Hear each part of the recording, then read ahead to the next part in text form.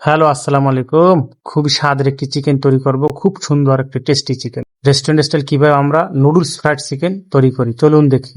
প্রথমে আমি vested chicken নিয়েছি 6 পিস, তারপরে আদা রসুন দিলাম paste, master paste, chicken powder, soya sauce, এখন দেবো ওয়েস্টার সস, তারপরে দেবো আমি চিনি, এখন ধনিয়ার গুঁড়া, জিরার গুঁড়া, ব্ল্যাক পেপার দিব, লাল মরিচ দেবো পরিমাণ মতন, ব্ল্যাক পেপার দেবো পরিমাণ মতন, হোয়াইট পেপার দেবো পরিমাণ মতন, স্বাদ অনুযায়ী লবণ, তারপরে একটু লেমন জুস দেবো পরিমাণ মতন। এখন একটু ম্যারিনেশন করে রাখতে হবে 20-25 মিনিট।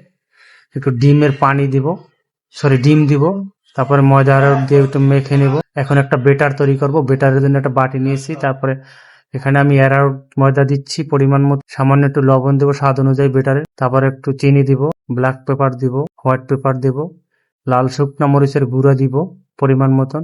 এখন পানি দিয়ে বেটার করে নেব, যেহেতু চিকেনটি এটার বেটারের ভিতরে চুবিয়ে নিতে হবে। এখন চুবিয়ে নিচ্ছি। ওই যে নুডলস, আমরা ম্যাগি নুডলস নিয়েছি ভেঙে গুঁড়া করে, এটার ভিতরে নুডলসটার ভিতরে ডাস্ট করে নিতে হবে। এক এক করে 6 পিস চিকেন আমি ডাস্ট করে নিচ্ছি। হয়ে গেছে আমার ডাস্ট করা সুন্দর করে।